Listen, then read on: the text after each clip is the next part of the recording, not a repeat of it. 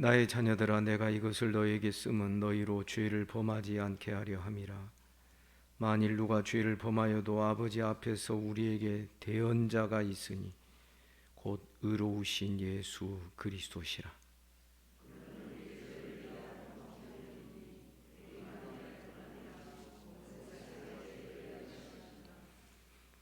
우리가 그의 계명을 지키면 이로써 우리가 그를 아는 줄로 알 것이요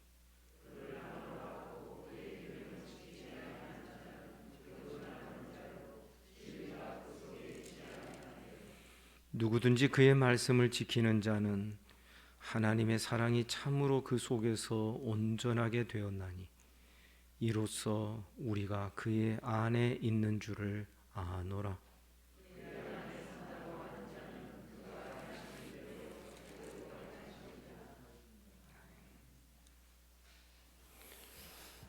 주님의 십자가의 사건은 우리를 죄사함 받게 하는 그 목적으로 일어난 사건이 아닙니다.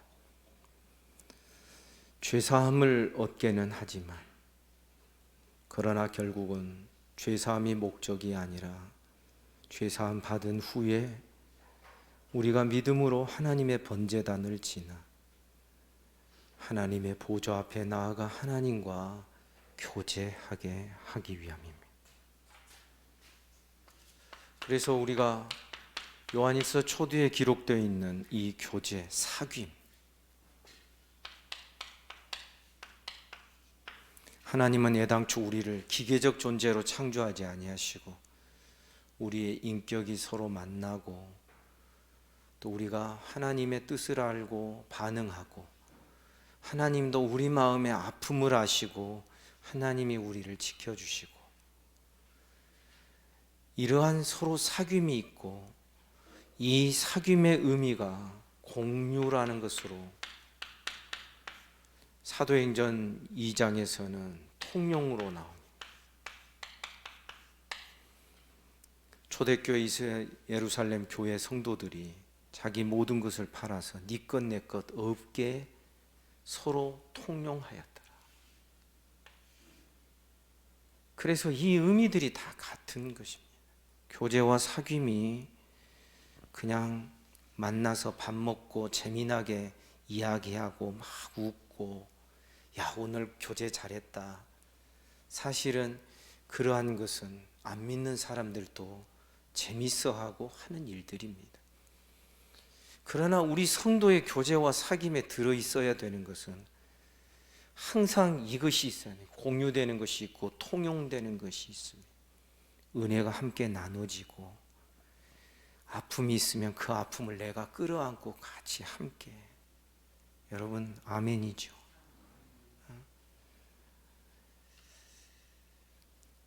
이런 의미에서 안 믿는 세계에서도 회사나 직장이나 사회에서 말하는 소통의 개념과 우리가 말하는 교제의 개념은 다른 것이 되는 것입니다.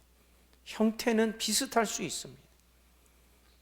그러나 우리가 말하는 이 교제의 개념은 사실상 공유, 하나님이 우리와 교제하기를 원하셨다라는 것은 하나님의 영광과 하나님의 것을 우리와 함께 나누기를 원하시고 하나님이 우리의 아버지가 되시고 우리 하나님이 되시며 우리는 그의 백성이 되고 그의 자녀가 된다는 이 말이 의미가 무엇이냐? 하나님 것을 우리의 것으로 공유하고 우리의 연약함과 우리의 부족함과 우리의 고통과 우리의 아픔들을 하나님께서 또 공유하셔서 우리 것을 가져가 주시는 것이, 사실 이것을 위해서 예수님의 십자가의 보혈로 죄 씻은 것이 필요했던 것입니다. 왜 그렇습니까? 오래간만에 우리 성소의 구조를 한번 그려볼까 합니다. 하나님의 언약궤가 있고 아시죠? 지성소 안입니다. 이 언약궤 위에 속죄소가 있습니다. 금판으로 만들어져 있고 여기에 두 그룹 천사가 날개를 다 펴고 이 지성소 천장 끝까지 다 있고 이 두 그룹 천사가 서로 마주보고 있습니다. 이 두 그룹 천사가 서로 마주보고 있는 이 빈 공간을 하나님의 보좌, 두 그룹 사이에 좌정하시는 여호와 하나님이라고 시편이나 구약 성경에 기록되어 있으니 이 하나님의 보좌는 비어 있습니다. 왜냐하면 이 하나님의 보좌는 사람의 손으로 하나님을 조각하거나 사람의 손으로 하나님의 어떤 존재와 형상에 대하여서 사람이 손을 대는 것을 원하지 아니하셨기 때문에 여기를 비워 두신 것입니다. 그런데 여기는 언제 채워 넣으시냐? 그것은 하나님이 직접 하나님 당신 자신의 형상을 만드실 때가 있습니다. 사람의 손을 거치지 않고 하나님이 직접 하나님의 전능하신 능력과 손길로 사람이 만들면은 거기에는 반드시 오염이 들어가고 변형이 일어나게 되어 있습니다. 사람의 손이 닿는 곳마다 다 부패가 일어나기 때문에 그렇습니다. 그런데 이 비어있는 이 하나님의 보좌, 구약시대는 비어있지만 신약시대는 여기가 하나님이 직접 하나님 당신 자신의 형상을 만드셔서 채워 넣으십니다. 어떻게요? 하나님의 아들을 사람의 모양으로 이 땅에 보내셨으니 우리가 그 영광을 보니 아버지 독생자의 영광이요 은혜와 진리가 충만하더라. 본래 하나님을 본 사람이 없으되 하나님을 아무도 본 사람이 없으되 이 은혜와 진리가 충만한 말씀이 육신 되신 예수 그리스도를 보니 은혜와 진리가 충만하고 거기서 하나님의 형상과 하나님의 영광을 볼 수 있다라는 것입니다. 그런 의미에서 하나님이 직접 조각하고 직접 조직한 이 하나님의 보좌의 하나님의 모습은 바로 예수 그리스도를 통하여 우리들에게 하나님의 형상이 비춰지게 되는 것입니다. 구약시대는 왜 두 그룹 사이에 좌정하신 여호와여 이렇게 시인이 기도를 하는데 사실 두 그룹 사이에 좌정하신 하나님은 아무도 없습니다. 형상이 안 됩니다. 그것을 단순히 우리가 하나님은 영이시니까 안 보이시는 분이라서 비워둔 거야. 사실 하나님이 영으로 존재하셔. 우리가 그렇게만 말할 것이 아닌 것이죠. 신약시대에 와서 하나님은 이 하나님의 비어있는 형상을 하나님의 보좌를 하나님의 보좌 좌정하여 계시는 그 하나님의 모습을 하나님이 직접 그 형상을 만드셔서 우리로 하여금 이 형상을 보니 아버지 독생자의 영광이요 은혜와 진리가 충만하도록 하셨던 것입니다. 이 언약궤 앞에 성소와 지성소를 갈라놓는 휘장이 있습니다. 여기에는 그룹 천사로 금실로 수가 놓아져 있어서 거의 약 높이가 2점 몇 미터 되는 그 휘장이 이렇게 드리워져 있습니다. 하나님의 모습이 가려져 있는 것이죠.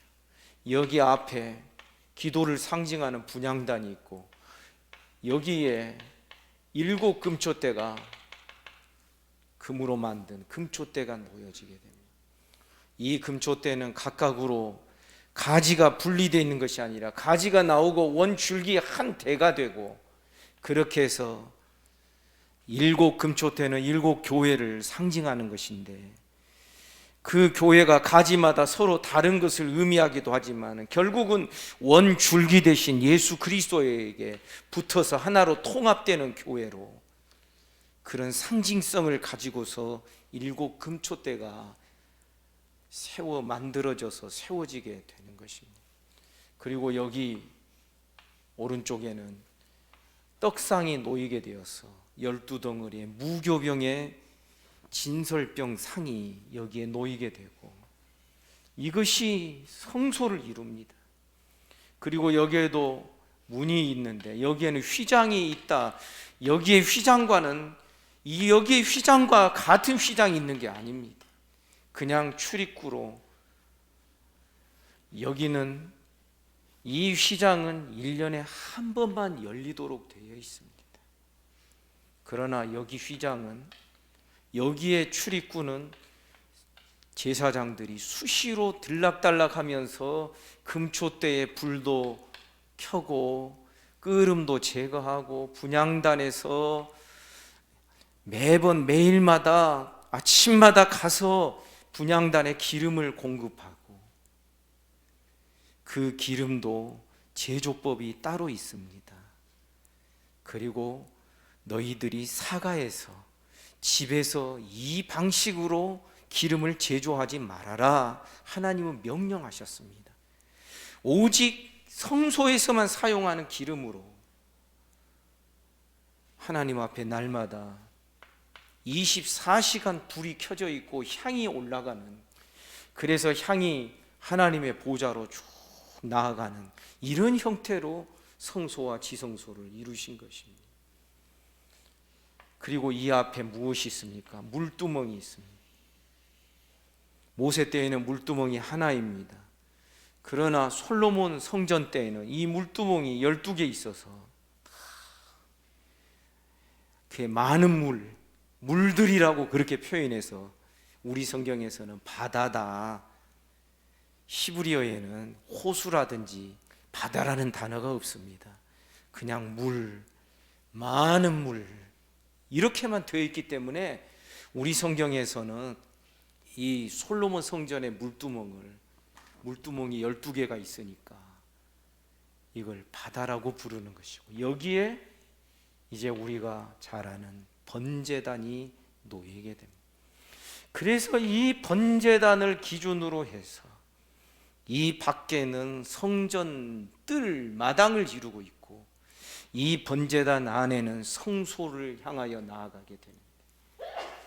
문제는 주님의 십자가의 이 화목제물 대신 이 번제단, 제단의 그 용어가 예수 그리스도의 십자가의 사건에 그대로 적용되는 이유는 우리의 죄 씻음을 받고 우리가 여기에 부활한 이 세례, 물두멍이 세례를 의미하잖아요. 그래서 여기서 우리 옛사람이 죽고 새 사람이 부활하여 하나님 앞에 나아가는 우리 주님의 십자가는 그것을 가능하게 하신 것입니다. 이렇게 하신 이유가 뭐냐면, 이제 결국 주님의 십자가로 이 휘장을 찢으시고 하나님 앞에 성도가 직접 나아갈 수 있도록, 그래서 하나님과 무엇이 이루어지도록 교제와 사귐이 이루어집니다. 그래서 이 교제와 사귐의 모습이 정말 대화로 나타납니다. 하나님과 대화합니다. 우리가 처음에 시편에 보면 얼마나 시인이 기도를 안 했으면 고난과 환난과 어려움 속에서 기도의 자리를 나아갑니다. 쉽게 말하면 저는 그 부분들을 해석할 때마다 어떤 생각이 드냐면, 얼마나 기도를 안 했으면 하나님께서 고난을 주셔서 기도의 자리까지 막 밀어 넣으시는 그런 장면들로 제가 생각될 때가 있습니다. 여러분, 지금도 여러분 마음에 평안하지 않고 괴로움이 있으십니까? 그러면 금방 알아차리셔야 됩니다. 기도로 나아가라는 뜻이구나, 여기까지 나아가라는 것이구나. 하나님의 보좌 정면에 가장 가까운 곳에 하나님은 분향단을 두셨습니다. 성도의 기도와 성도의 그 눈물의 기도를 하나님 받으시기를 기뻐하시는 줄 믿습니다. 얼마나 기뻐하시든지 하나님이 성도의 눈물병에다가 담아서 하나님이 그걸 보화처럼 그것을 간직하시겠다라는 겁니다. 그래서 예루살렘 그 앞에 가면은 눈물교회라는 곳이 있습니다. 예수께서 겟세마네 동산에서 눈물을 흘리며 통곡하셨던 그 자리에 눈물교회라고 있는데 특별한 건 없습니다. 그런데 그 예배당 사면에 꼭 그 눈물병처럼 생긴 이 병을 사면에다가 그걸 딱 조각을 해서 만들어 놓은 그것을 본 기억이 있습니다. 사랑하는 여러분, 예수님의 십자가 우리 왜 계속 이것을 말하느냐 하면 이 십자가 사건의 이 경계선을 믿음으로 넘어가는 자와 그렇지 못하고 여기에서 늘 멈추는 이 마당만 밟고 말고 뜰에서만 서성이다 마는 것과는 이 바깥은 육이요 이 안은 영이요 이 영과 육을 갈라놓을 정도의 어떤 그 기준과 그 선이 바로 이 십자가 사건의 번제단의 사건이기 때문에 그러한 것입니다. 결국은 이러한 복잡한 성소와 성막이 만들어지기 전에 아주 심플 성소가 있습니다. 아주 단순한 성소가 있습니다. 그것이 어디냐면 에덴 성소입니다. 여러분, 에덴에서는 어떻게 했습니까? 막힌 것 없습니다. 동산의 건의씨는 하나님의 음성을 직접 들었습니다. 하나님과 아담이 또 그의 아내와 어쩌면 아담이 범죄하지 않냐고 계속 에덴 동산에 거할 수 있었고, 그러면 에덴은 점점 온 세계로 넓어지게 되고, 성경에는 없지만 제가 추측하건대 그러면 에덴이 이 지구에 넓어지다 보면은 이 지구도 좁게 되면 어떻게 될 건가? 우리 저쪽까지 건너가는 것입니다. 우주의 행성과 항성까지 거기까지 건너갈 우주선의 그 어떤 그 기능이나 이런 것들이 지금 사람이 만들어낸 우주선보다도 월등하게 탁월하고 뛰어난 기술력을 가지고서 얼마든지 우리는 건너갈 수 있고 저쪽까지 순식간에 어쩌면은 순간 이동 가능하게 될지 모릅니다. 우리 청년들 이런 이야기하면 재미없습니까? 저는 굉장히 재미있습니다. 그래서 순식간에 우리가 여기에 예배 자리에 딱 나오고, 어떤 분들은 교회 차 운행 안 하면 못 오시는 분들이 있는데, 여러분, 우리 기억해야 됩니다. 이것이 아주 원시적, 원초적인 성소의 모습입니다. 그런데 사람이 하나님께 범죄하니까 어떻게 됩니까? 여기가 막힙니다. 여기에 아담을 에덴 동쪽으로 쫓아내시고, 아시지요?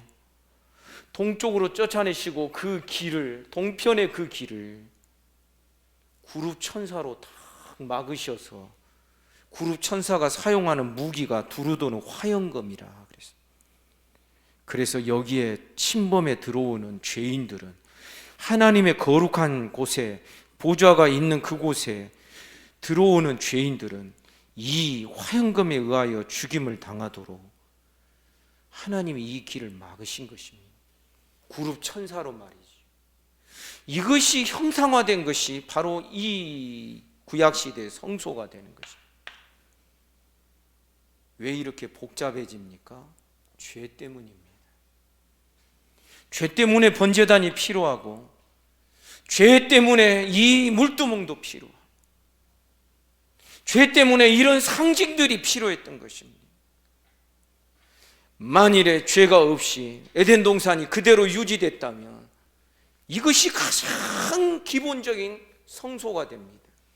하나님과 피조물인 사람이 하나님의 음성을 듣고 하나님의 질문도 받고 하나님께 대답도 하고 하나님이 계명을 직접 말씀해 주시기도 하고 아무런 막힘이 없습니다. 이것이 교제와 사귐의 원형입니다. 그런데 문제는 죄인이 하나님과 교제하고 사귀려고 하니까 이제 복잡해지는 것입니다. 그러니까 여기에 하나님의 생명이 동원되는 것이고 십자가 사건이 일어난 것이고, 하나님 결국 최종적으로 우리에 대하여 원하시고 요구하시는 것은, 야, 너 나와 사귀자, 너 나와 연애하자. 사귄다는 거, 연애한다는 표현에 또 다른, 우리 용어로는 그러지 않습니까? 근데 사실 우리 연애 중, 목화 열애 중, 따라서 합시다. 연애 중입니다. 누구하고? 신랑 되신 예수님과. 아멘이죠? 이게 우리 신앙의 전 과정의 의미고, 우리 인생 전체의 의미가 이런 것입니다. 연애해야 됩니다. 연애. 막 보고 싶어가지고 전화질하고, 막 또 만나고 돌아오면서도 또 보고 싶어서 또 한번 뒤돌아보면서 찾아가고. 누구 이야기하냐면, 제가 우리 집사람하고 연애할 때 모습이 그랬답니다. 지금 저희 집에 장모님이 몸이 안 좋으셔서 다시 또 쓰러지셔서 와 계시는데, 옛날 이야기 재밌게 해드리려고 옛날 이야기 해드립니다. 그러면 막 좋으셔서 웃으시는데, 제가 우리 집사람하고 연애했던 이야기 막 하면은 막 재밌어가지고 웃으십니다. 근데 이분이 조금 신기가 있으신지 아니면 성령의 은혜가 역사하셔서 그런지, 아무도 모를 때 우리 장모님이 꿈을 꾸셨답니다. 경희하고 구선생이 손잡고 걸어가는 것을 꿈에 보셨답니다. 그래가지고 자기 딸을 추궁하신 거죠. 이건 뭐 중요한 이야기 아니니까요. 너무 심각한 이야기 하다 보니까 우스갯소리 한번 하느라고 그런 거예요. 중요한 게 뭐냐면, 연애할 때는요, 잠을 조금 자도 피곤하지 않습니다. 그래야 정상 아닙니까? 우리 주님과 연애하는 신앙 되어야 됩니다. 아주 단순하고 간단하게 말해서 그렇습니다. 그런데 연애하고 주님과 함께 열애 중인, 우리가 주님을 사랑하는 방식, 주님이 나를 사랑하시고 내가 주님을 사랑하는 방식을 기록해 놓은 것이 이 계시의 말씀, 하나님의 말씀이고, 그 사랑에 실패한 자들의 이야기가 부정적으로 성경에 기록되어 있고, 그 연애에 성공한 자들의 이야기가 성경에 또 반면에 기록이 되어 있는 것입니다. 그러면서 하나님과 우리의 관계의 모든 시작점은 요한일서에 보니, 우리가 하나님을 사랑한 것이 아니요 하나님이 우리를 사랑하셨다. 아멘이지요. 그래서 우리 하나님과 교제와 사귐이 있다고 할 때에는, 여러분, 우리가 정말 주님 사랑, 주님 생각 정말 실제로 해야 됩니다. 실제로 막 보고 싶어야 돼. 실제로 우리가 사모해야 됩니다. 실제로 막 전화질 해야 됩니다. 우리 예수님께. 그게 뭐예요? 기도지요. 예배 시간에 물론 집에서도 어쩔 수 없이 우리가 한 온라인 예배 드릴 수 있죠. 그러나 온라인 예배는 제가 아무리 생각해도 온전한 예배가 아닙니다. 예배는 공동체적이고 또 그 현장이 중요합니다. 그래서 우리 어떤 성도들 보면 이제 인원수가 더 제한이 됩니다.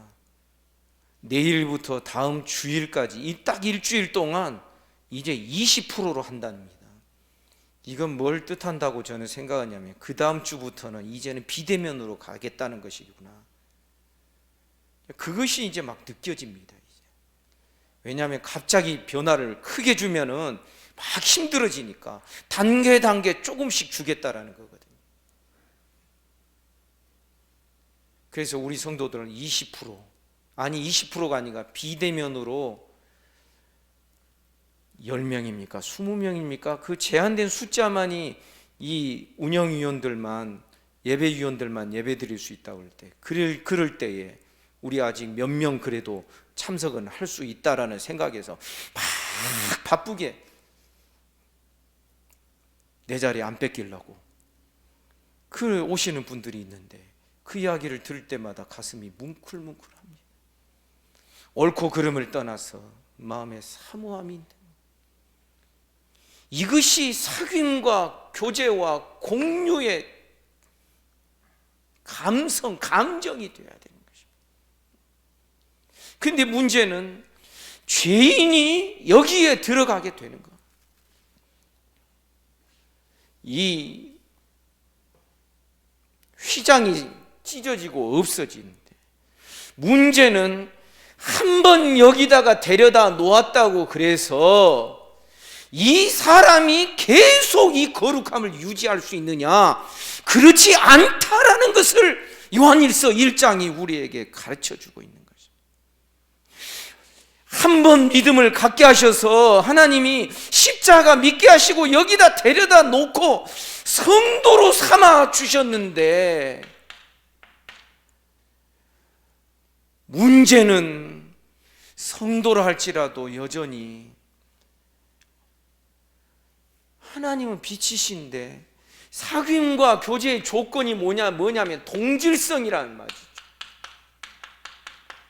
쉽게 말하면 빛은 빛으로 사귐이 되는 것이고 어두움은 어두운 자들과 사귐이 있는 것입니다. 동질성이 있어야 돼요. 쉽게 말하면 사람이 강아지와 사귀고 교제한다, 이거는 있을 수가 없는 거예요. 왜? 동질성이 안 돼. 심지어 사람이라 할지라도 어린아이는 계약서를 쓰더라도 동일한 동질성의 계약서를 쓸 수가 없어요. 아직 덜 자랐기 때문에. 빛이면 빛으로 빛이 사귈 수가 있고, 거룩은 거룩한 자들만이 거룩하신 하나님과 사귈 수 있는데, 여전히 우리 안에는 어두움이 있고 안 거룩한 것이 여전히 존재하고 있는 것이 문제가 된다라는 것입니다. 이에 대하여 지난주 본문에서는 이렇게 말합니다. 10절, 1장 10절. 만일 우리가 범죄하지 아니하였다 하면 하나님을 거짓말하는 이로 만드는 것이니 또한 그의 말씀이 우리 속에 있지 아니하느냐. 이것은 예수 믿는 처음에 나는 죄 짓지 않았다 그 이야기 하는 게 아니라, 예수 믿은 다음에도 사귐이 있고 예수의 피가 깨끗하게 된 다음에도, 그것이 7절에 나오지요. 예수의 피가 우리를 모든 죄에서 깨끗게 하시는데, 그렇다 해서 8절, 우리가 만일 죄 없다고 말하면 스스로 속이고 진리가 우리 속에 있지 아니하다. 그래서 그 다음에 나오는 우리의 죄를 해결하는 방법이, 만일 우리가 우리 죄를 자백하면 그는 미쁘시고 의로우사 우리 죄를 사하시며 우리를 모든 불의에서 깨끗하게 하신다. 아멘입니까? 지금 9절의 말씀, 죄를 자백하면 하는 이 말씀은 처음 예수 믿을 때 그때 한 번을 말함이 아니라, 이것은 예수 믿은 다음에도 지속적으로 계속되어야 될 문제라는 것을 우리에게 가르쳐 주고 있는 것입니다. 왜? 어두움이, 죄인이 거룩하신 빛 되신 하나님과 사귈 수가 없으니까. 그래서 날마다 예수 그리스도의 십자가의 보혈의 공로를 의지하여 나의 죄를 날마다 회개하고, 아멘입니까? 예수 믿을 때 한 번 온팡지게 회개하는 것으로 끝나지 아니하고 날마다 징글징글하게, 바울 사도는 자기가 순교당하여 죽기 직전에 쓴 그 디모데 후서에서도 나는 여전히 지금도 죄인 중에 괴수로다, 이렇게 말을 하고 있는 거예요. 이 죄의 문제는 내가 예수 믿은 처음에만 그렇게 진드기처럼 달라붙어 있었던 것이 죄가 아니라, 예수 믿은 이후에도 우리 평생토록 끝까지 진드기보다도 더하게 꽉 달라붙어서 우리로 하여금 하나님 앞에 나아가지 못하도록 자꾸만 바짓가랭이 붙잡고서 막 못 가게 하고, 하나님과 사귐이 안 되도록 방해하고, 마귀는 그것을 틈타서 우리를 또 사정없이 막 유린해 버리고. 여러분, 그런 회방과 그런 방해들이 어떻게 해결이 될 수 있겠는가? 오늘 본문 2장 1절에 보면, 나의 자녀들아, 내가 이것을 너에게 쓰면 너희로 죄를 범하지 않게 하려 함이라. 하나님의 큰 뜻은, 원칙적인 뜻은 우리로 하여금 죄를 범하지 않도록 하기 위함입니다. 현장에서 가늠하다가 붙잡힌 여인을 향하여서 그 여인을 예수께 사람들이 붙잡아 왔습니다. 어떻게 할까요? 모세 율법에는 이런 여자를 돌로 치라고 했는데, 그러니까 예수께서 땅바닥에다 뭘 쓰시면서, 뭘 썼는지는 우리가 말할 수 없지요. 그리고서 그 여인을 붙잡아온 그 사람들에게 말합니다. 너희 중에 죄 없는 자가 돌로 이 여자를 쳐라. 그러니까 다 양심의 가책을 받아서 한 사람 두 사람 다 떠나갑니다.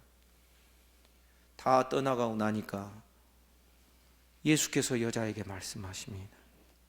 가서 다시는 이런 죄를 짓지 말아라.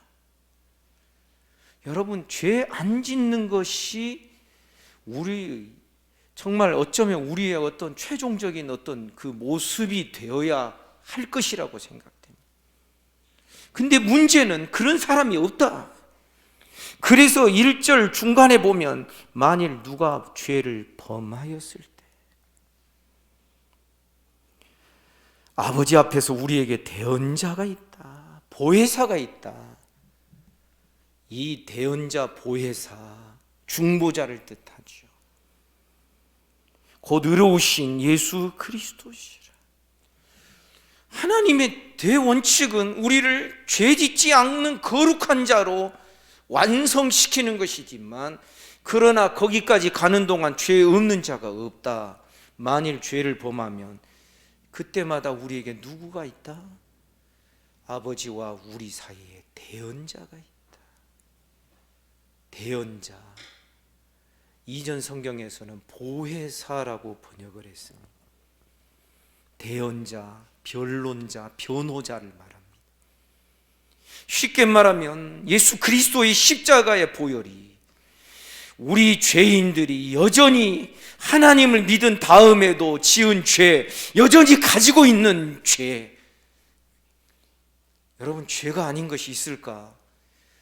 저는 어떤 때는 막 이런 생각하다가 깜빡 잠들 때가 있습니다. 여러분, 우리는 어쩌면 생각하는 것 자체가 죄고, 어쩌면 우리가 눈 뜨는 것 자체가 죄일 수 있고. 왜냐하면 눈 뜨는 게 죄인 모습이 어떤 거예요?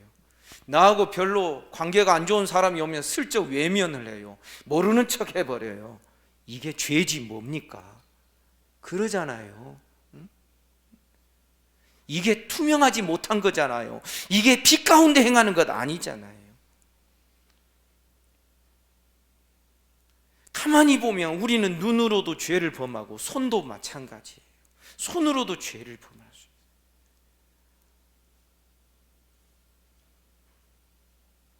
심지어 우리는 호흡하는 것마다 다 죄라고 말할 수밖에 없는 거죠. 그래서 우리의 신앙은 어떠해야 되겠는가? 내 죄를 깨닫고 회개하느라고 정신이 없는 신앙이 될 수밖에 없는 거예요. 아멘입니까? 어느 시절이나 죄에서 놓여서, 야, 이제는 됐다, 우리가 이제는 거룩한 일을 도모하자. 여러분, 그것은 우리가 그 다음에 이거는 안 되는 일인 거예요. 우리는 평생토록 나는 죄 안 지은 순간이 없었고, 나는 죄 없다고 할 순간이 없고, 그런 내가 어떻게 하나님과 교제할 수 있을까? 그래서 어떤 일부 구원파라든지 일부 이단성을 가지고 있는 곳에서는 이 죄에서 자유롭게 만들어 버리잖아요. 인간의 지식과 인간의 이론으로. 지금부터 너희가 범하는 죄는, 이미 하나님이 우리를 받으셨기 때문에 이제부터 범하는 죄는 내가 범하는 게 아니라 내 몸이 범하는 것이다. 뭐 이상한 이야기들을 막 만들어내기 시작을 하잖아요. 근데 여러분, 우리는 어쩔 수 없습니다. 평생 이 징글징글한 죄에서, 원칙적으로는 우리가 죄의 종노릇한 데서 벗어났으나 이 죄의 잔당들이 내 속에 여전히 나를 괴롭히고 남아있어서 우리는 평생토록 죄를 범하지 아니하는 순간이 한순간도 없을 것이라고 우리는 그렇게 인정할 수 있어야 되는 것입니다. 그래서 여러분, A와 B라는 사람이 어떤 문제가 있잖아요. 그러면 저는 그렇게 늘 생각을 합니다. 어느 한 사람만 문제가 아니에요. 어떤 사람이 어떤 빌미를 제공했다 할지라도 항상 문제는 양쪽 쌍방간에 다 있어요. 그러지 않습니까? 그래서 제가 중재를 하고 양쪽을 다 잘못 있다고 해서 저는 인심을 두 사람한테 다 잃었습니다. 제가 온 초창기에 있었던 일 중에 하나입니다. 그래서 우리 집사람이 그러대요. 당신은 차라리 어느 한쪽의 편을 들었으면 어느 한 사람이라도 마음을 얻고 인심을 얻을 수 있을 것인데, 이 사람에게 가서는 그 사람의 잘못된 걸 이야기하고 저 사람에게 가서는 저 사람의 잘못된 것을 이야기하니까 두 사람 다 잃어버렸다고. 근데 어찌 그럴 수 있겠는가? 여러분, 문제가 됐을 때는요, 어느 한 사람만 문제가 되는 경우 거의 없습니다. 그러니 우리가 죄 없다고 할 수가 있을까? 그런데 문제가 뭐냐면은, 중요한 것은 누가 죄를 범하게 되면 아버지 앞에 우리에게 대언자가 있으니 곧 의로우신 예수 그리스도십니다. 이 대언자, 곰곰이 말씀을 생각해 보았습니다. 우리에게는 보혜사가 두 분이 계십니다. 이거 삼위일체를 깨트리는 표현인데, 하늘에 보혜사가 있습니다. 아멘입니까? 예수님이 대제사장 되셔서 우리를 위하여 기도하십니다. 아멘입니까? 우리를 위하여 친히 간구하시느니라. 아멘이지요? 하늘에 우리의 보혜사 대언자가 있고, 땅에 우리의 파라클레토스, 여전히 대언자 보혜사가 있습니다. 그분이 바로 성령님이십니다. 성령은 우리 연약함을 도우시나니, 그러니 아셔야 됩니다. 우리 괜찮은 사람 만들어서 하나님이 우리를 천국까지, 하나님 나라까지 데리고 가시는 것이 아니라, 죄인이고 끝까지 죄인일 수밖에 없는 자들을 하나님이 계획을 쫙 세우셔서 천국까지 데리고 가시겠다라고 이미 작정을 하신 것입니다. 그러니 확신의 근거가, 구원의 확신과 구원에 대한 믿음의 근거가 절대 우리 사람의 훌륭함에 있을 수가 없는 것이죠. 아멘입니까? 하나님이 다 하시는 거예요. 하나님이 우리 연약함까지도 다 커버해 주시고, 그리고 저는 생각합니다. 마지막 임종 직전에는 놀라운 신비로운 일이 일어날 수 있다라고 생각을 합니다. 그게 뭐냐면, 하나님이 신비한 능력으로 우리의 성화를 완료시켜 주시는 것입니다. 그리고서 데리고 가시는 겁니다. 우리가 나이 들어서 잘 배웠기 때문에 우리 힘으로 우리의 어떤 수양과 신앙생활의 연단 속에서 우리가 완성된 자로 만들어져서 데리고 가는 것이 아니라, 우리가 되는 게 아니라 하나님이 우리를 만들으셨어. 아멘입니까? 이 모든 은혜의 체계를 하나님이 다 조성하시고, 하나님이 계획 세우시고, 하나님이 그것을 이루어 가십니다.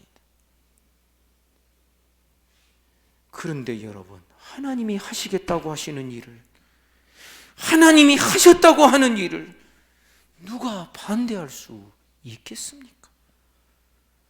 그래서 우리는 자기만 쳐다보고 있고 자기와 자꾸 다른 사람만 쳐다보고 있는, 사람과 사람을 비교하는 그런 사람은 평생 믿음 못 배운다고 말할 수밖에 없는 것이지. 바리새인이 그랬습니다. 나는 다른 사람들, 특히 저 세리와 같지 아니함을 인하여 감사합니다.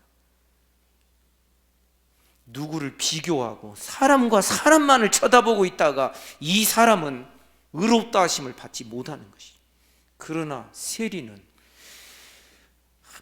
하나님 앞에 서가지고 감히 하늘을 우러러보지도 못하고 가슴을 치면서 주여 나는 죄인이로소이다, 죄인이로소이다, 이것만 반복하다가 내려가는데 이 세리가 의롭다 하심을 받았다 그러는 것입니다. 이 비유가 우리에게 의미하는 바가 뭡니까? 한참 믿기 시작할 때 세리처럼 우리가 믿어야 되고, 어느 정도 몇십 년 신앙생활하고 나고 뭘 조금 알게 되고 신학도 하고 뭐도 깨닫고 이러니까 자기가 꽤 괜찮은 것처럼, 아 이렇게 되면 우리 천국 갈 수 있을 것 같아, 이런 착각하지 말라는 것입니다. 이 믿음으로 말미암은 구원은 너희에게서 난 것이 아니라 하나님의 선물이라, 행위에서 난 것이 아니니 이 누구든지 자랑치 못하게 하려 함이라. 어느 정도까지 자랑이 없어야 되냐면, 요한계시록에 보면 24장로들이 자기들의 하나님이 씌워주신 면류관이 있습니다. 이 면류관을 어린 양, 보좌에 앉으신 어린 양의 발 앞에다가 벗어가지고 막 던져놓고, 이 모든 공로가 당신께 있습니다. 우리가 나중에 천국 가서도 자랑할 것이 없어야 된다, 그 이야기라고 저는 생각을 합니다. 사랑하는 여러분, 어떤 의미에서 성경이 복잡하게 말하는 것 같으나 단순하게 이야기하면은 죄인들을 하나님과 교제하고 하나님과 사귐이 있게 하시기 위하여, 어두움 가운데 있는 자들, 여전히 어두움에서 내가 벗어났지만은 여전히 어두움의 요소를 가지고 있고 어두움의 영향력을 가지고 있는, 어두움의 죄책을 가지고 있는 우리로 하여금 하나님 앞에 나아갈 수 있도록 하기 위하여 예수님은 2000년 전에도 필요했습니다. 아니 우리 창세기를 통하여 아브라함 때도 예수님은 그때도 필요했던 우리의 중보자 되시는 예수 그리스도이심을 믿습니다. 성도 여러분, 그래서 우리 깨달아야 됩니다. 우리 한평생 세리처럼 그렇게 살 수밖에 없는 존재예요. 어느 날 어떤 교파에서는 그렇게밖에 살 수 없단 말이야 하고서 고개를 번쩍 들기 시작하면서 다른 이론과 다른 교리를 찾아내고 만들어내고, 그것을 만들기 위해서 성경을 막 분석하면서 그 필요한 것을 따오게 되고, 그러다가 이단이 되고 이단성을 갖게 되었던 것입니다.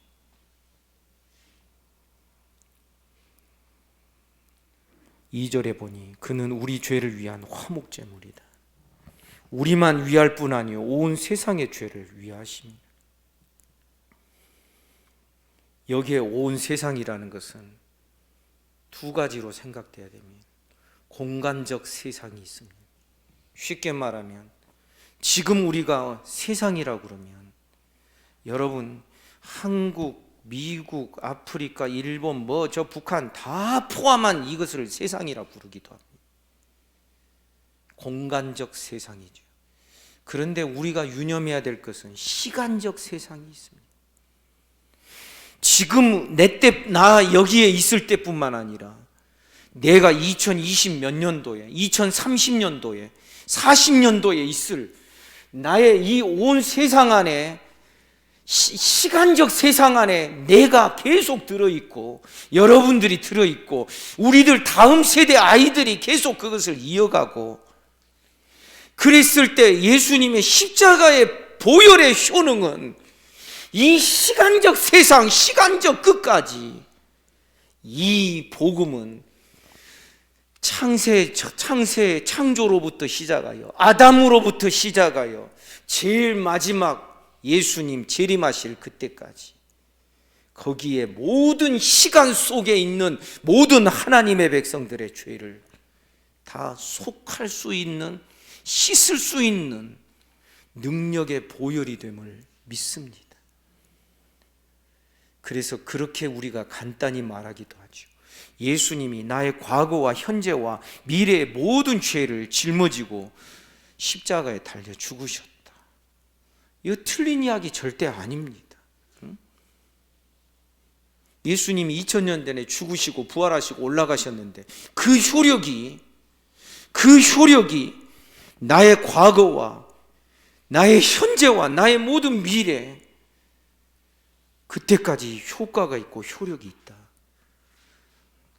그것은 예수께서 지금도 십자가에서 달려 죽으시고 부활하시고 승천하셔서 하나님 보좌 우편에 올라가신 것을 보고 그 보좌에서 지금도 우리를 위하여, 우리 죄를 위하여 기도하시는 그러한 모습에서 우리는 담대하게 그렇게 말할 수 있는 것입니다.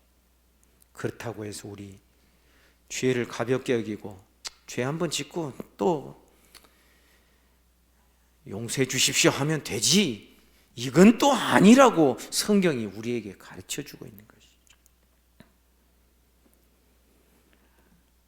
중요한 것은 이 죄를 회개하고 죄를 씻고 또 죄를 짓고 반복적인 이 삶 속에서 중요한 삶의 원리가 3절에 보니 우리가 그의 계명을 지키면 이로써 우리가 그를 아는 줄로 알 것이라.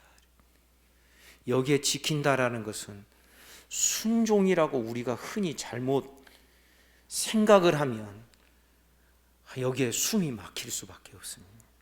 그런데 놀랍게도 원문에 보면 우리가 그의 계명을, 제가 잘 쓰는 표현입니다. 지킨다라는 원문의 뜻은 키핑한다는 것, 그것을 간직하며 사는 것입니다. 어떻게? 내가 부족해도 말씀 간직하는 것입니다. 내가 부족해서 넘어져도 여전히 말씀의 방향을 바라보는 것입니다. 내가 부족하고 우리가 부족해도 여전히 하나님의 말씀을 소망으로 삼고 나의 생명줄로 삼고 계속해서 그 말씀을 간직하며 그것 가지고 막 씨름을 하기 시작을 하는 것입니다. 사랑하는 여러분, 말씀을 키핑하고 간직하는 신앙 되기를 주님의 이름으로 축복합니다. 처음부터 말씀에 순종이 이루어지기 어렵습니다. 물론 어떤 것은 순종이 잘 됩니다. 그러나 사람마다 아주 뿌리 깊은 죄성들을 가지고 있습니다. 그 사람마다 정말 어려운 힘든 그 영역의 죄의 뿌리들을 한두 가지씩은 다 가지고 있습니다. 그것은 평생 가야, 평생 동안 내가 씨름해야 될 문제인 것입니다. 사랑하는 여러분, 우리가 그를 안다고 한다. 하나님을 아는 자는, 하나님을 아는 것이 이제 그 다음에 보면 사랑으로 나오는데 그 말씀을 계속 간직하며 사는 것입니다. 전도서의 말씀과도 연결이 되지요. 사람의 유일한 본분이 무엇인가? 그의 계명을 지키며 사는 것입니다. 거기서도 그 이야기가 나옵니다. 그 계명을 히브리어로 샤마르 그럽니다. 그게 뭐냐면 키핑하는 것입니다. 여기에 이 지킨다는 단어와 똑같습니다. 사랑하는 여러분, 우리가 부족해도 또 역시 말씀입니다. 아멘입니까? 우리가 연약하고 넘어져도 또 역시 말씀입니다. 때로는 염치가 없는 것처럼 느껴져도 여전히 우리는 하나님 말씀 앞으로 나아가야 됩니다. 그거 붙들고 사는 것입니다. 그리고 또 그 말씀의 방향을 잡고 또 가려고 해야 되는 것입니다. 만약에 4절 그를 아노라고 그의 계명을 간직하지 아니하는 자는 거짓말하는 자, 키핑하지 않는 자는 거짓말하는 자, 진리가 그 속에 있지 않냐. 마음속에 하나님의 말씀을 다 간직하고 있으면요, 이것이 이제 힘을 발휘하기 시작할 때가 있습니다. 처음에는 다른 길로 가려고 할 때 마음에 막 갈등이 되고 싸움이 벌어집니다. 이것 자체가 굉장한 겁니다. 전에는 우리가 죄의 종로로 달 때는 전혀 이런 갈등과 싸움을 싸울 수도 없었거든요. 그런데 막 내가 잘못하면 막 양심에 가책이 되고 막 내 마음속에 싸움과 전쟁이 막 일어납니다. 이게 이제 우리가 죄의 종에서 벗어났다고 하는 증거 중에 하나가 될 수 있는 것입니다. 근데 이것을 우리가 어떻게 합니까? 말씀으로 하는 것입니다. 말씀 믿으시기를 주님의 이름으로 축복합니다. 하나님의 말씀이 이러하다라고 말씀합니다.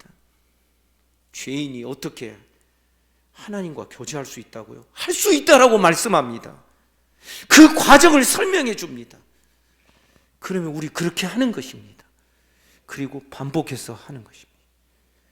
그리고 그 말씀에 뭘 걸어요? 우리 일생을 거는 것입니다. 여기다 우리 목숨 거는 것입니다. 그래, 하나님 말씀하셨으니 지금은 나를 내 꼴을 보면 불가능해 보여도 그렇게 될 줄 믿어.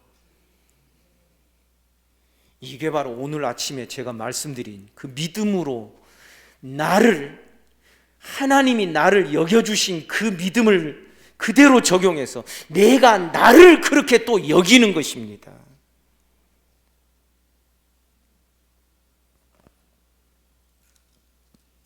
그래서 다시 한번 4절, 그를 아노라고 그의 계명을 지키지 아니한 자는 거짓말하는 자요 진리가 그 속에 있지 아니하니.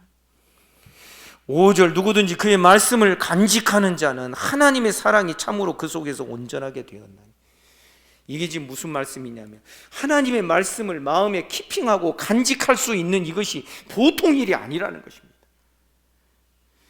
말씀이 내 속에 이 간직되어 있고 말씀이 내 속에 들어와 있다는 그 자체가 하나님이 그를 사랑하셔서 이 놀라운 역사를 이루셨다. 그래서 하나님의 사랑이 참으로 그 속에서 온전하게 된 증거가 말씀이 내 속에 들어오는, 말씀이 내 마음에, 내 심령 속에 간직되는.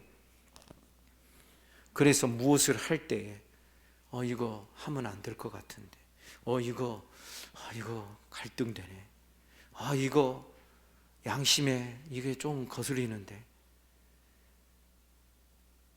여러분, 하나님의 말씀이 간직되어 있는 자는 벌써 그런 생각을 하기 시작을 하는 것입니다. 그렇게 살아가다 보면 6절과 같은 그런 신앙을 배울 수 있는 것입니다. 그의 안에 거한다고 하는 자는, 그의 안에 산다고 하는 자는 그가 행하시는 대로 자기도 행할지니라. 결국은 예수 닮기입니다. 아멘이죠? 예수님이 행하신 대로 나도 닮아가는데 예수님이 행하시는 그 핵심이 십자가입니다.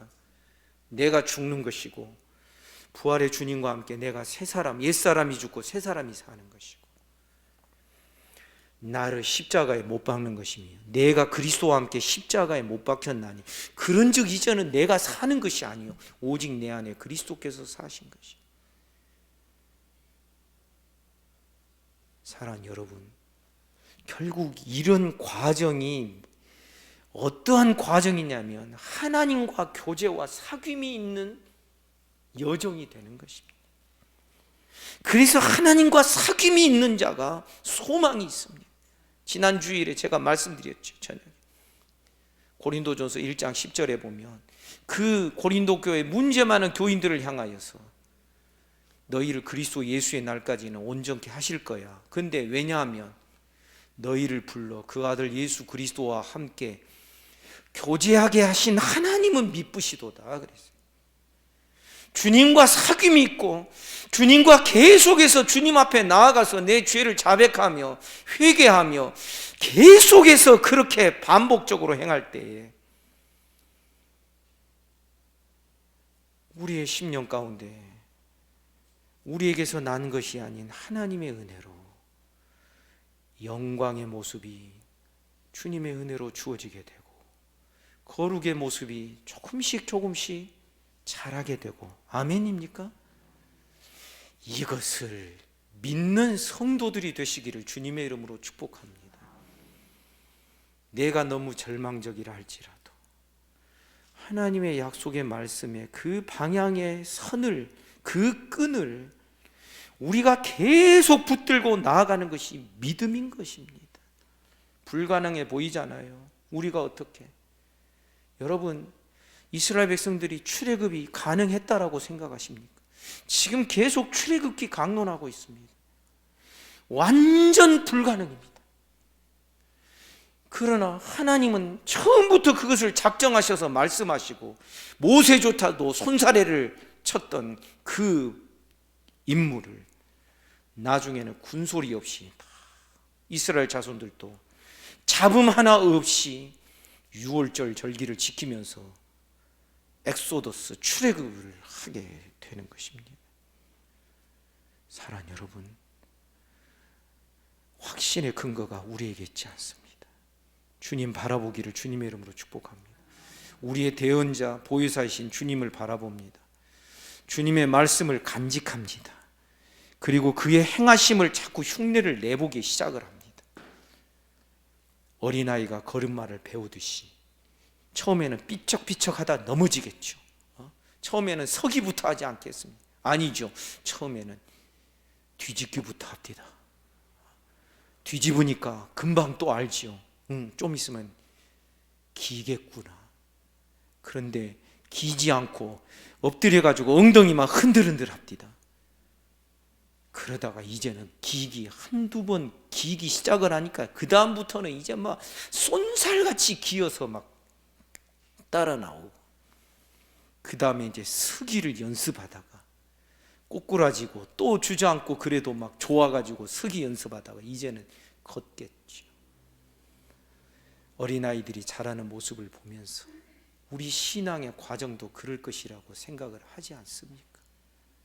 성도 여러분, 하나님이 우리에 대하여 세우신 이 계획을, 이 작정하심을 꽉 믿고 말씀을 우리의 마음에 간직하며 죄로 깨달아지는 것들은 지체하지 말고 다 회개하고, 아멘입니까? 그렇게 나아가다 보면 우리가 주의 영광을 바라보게 될 줄을 믿습니다. 다 같이 기도하겠습니다.